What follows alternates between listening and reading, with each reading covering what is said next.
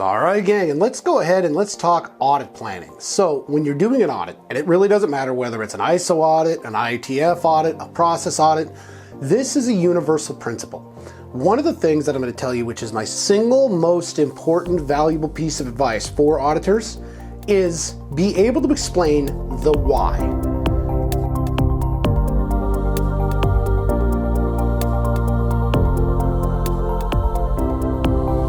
Now that seems like it's very simple and it seems like it's fairly juvenile, but here's what I challenge people when I train auditors.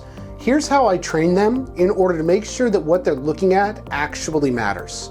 So when you're working with an organization and you're trying to explain why something is a non-conformance, why it matters, one of the things that I tell people is you cannot use the term customer satisfaction. You cannot use any form of the expression because the standard says so. Once you take those two things out of your vocabulary, it starts to connect with the business system. So let's take a look at something very convoluted, let's say. Let's take a look at warranty. Warranty is one of those things that the IETF requires. It's one of those things that organizations don't do well, and it definitely contributes to customer satisfaction.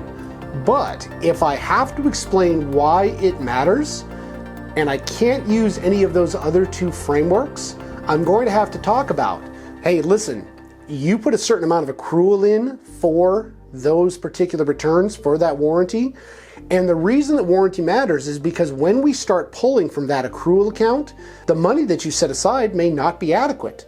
So by tracking warranty, you're able to determine whether or not the accrual that you put aside was adequate so that your financials remain intact. And the good news is, at the end of the program, if your warranty is lower than expected, you get to reabsorb that back.